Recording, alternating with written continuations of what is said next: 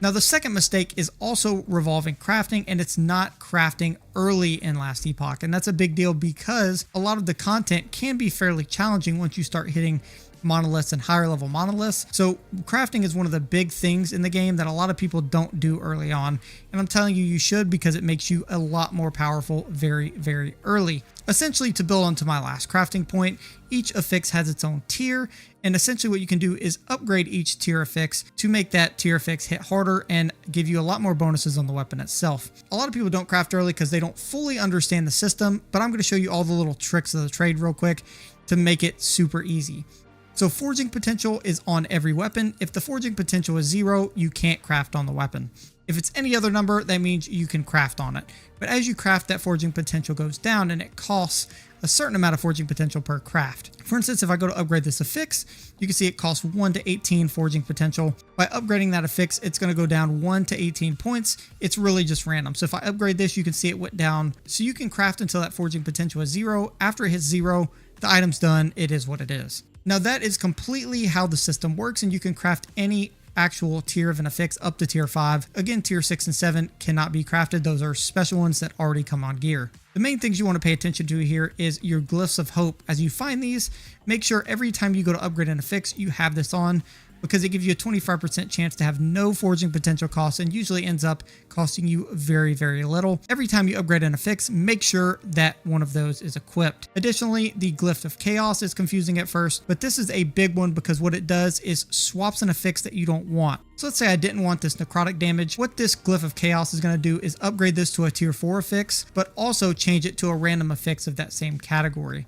And keep in mind, there are separate suffixes and prefixes. Prefixes are a certain set of affixes, and suffixes are another set. So something like chance to poison on hit, that's a suffix, you can't get as a prefix, and vice versa. It will take a while to learn those and get used to them, but all I know is I don't want necrotic damage on this weapon. So if I use my glyph of chaos, it will upgrade to a tier 4 and give me a random affix, as we can see here. And now we have poison damage. Woo, that's great. That's not that much better, but again, you can do this again until you basically get what you want or you don't. It gives you a better potential to be able to get the affixes you want on your actual gear. The other glyphs here you can read, but these aren't necessarily as important, especially for early on. These aren't ones you're going to make huge mistakes on, so make sure you just know the 2 primary ones. As far as runes, runes give you specific crafting abilities to do a lot of specific stuff in the game that's going to really help out your overall crafting.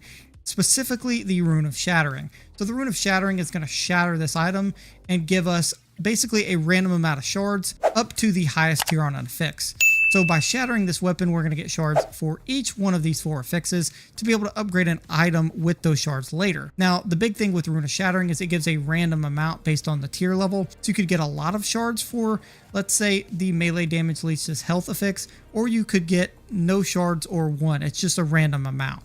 So when you find a weapon that you don't want but has a very unique affix on it, for instance, something like reduced bonus damage taken from critical strikes, that could be a somewhat rare affix. So if you find that, use a Rune of Shattering on it. You can save the shards for later. Now, additionally, there's a bunch of other runes in here that you can use. The other 2 big ones you want to be aware of are Rune of Ascendance. So basically, when you use this on an item, that means any unique can actually spawn from that item that's within the pool. So let's say I wanted to use these boots and I wanted to get a unique pair of boots from any rarity boots you want. Yellow, blue, it doesn't really matter. So I put a pair of boots in here. I use the Rune of Ascendance, and this is going to turn this item from a regular pair of boots to a unique pair of boots. This is going to give me potentials to get things like these boots or some other pair of boots that gives me a lot of big increased movement speed. So you can ascend this item, and again, you see we get a unique pair of boots here for free, and we get a pretty decent movement speed and other bonuses. So early on, that's really helpful to be able to get uniques easy. Finally, one of the most important runes, the Rune of Removal. This is going to remove a random affix from a weapon. Now, you want to use this specifically for one that has an affix that generally is a rare item. Now, as an example, this Rune of Removal, let's say Critical Strike Multiplier was a rare affix that's really hard to find, and I wanted to get it off of there. If I use the Rune of Shattering, it gives me a random amount of shards. I want the max amount of shards. Because this is a tier 6 affix, it should give me a lot of them to use. So if you use the Rune of Shattering, you get a random amount. If you use the Rune of Removal, you actually get the returning number of shards that the affix is. So that's what we want. We want the max amount we can get. However, it is random. So it costs forging potential to do this. You want to make sure you have a Glyph of Hope on. But if you have an affix that's really rare, then you want to make sure you get the max amount of shards. Use your Rune of Removal. We'll go to remove this affix. We got lucky, we got it on the first try, so we got 6 shards sent to the forge. But if you have a rare fix that's hard to find, use the Rune of Removal.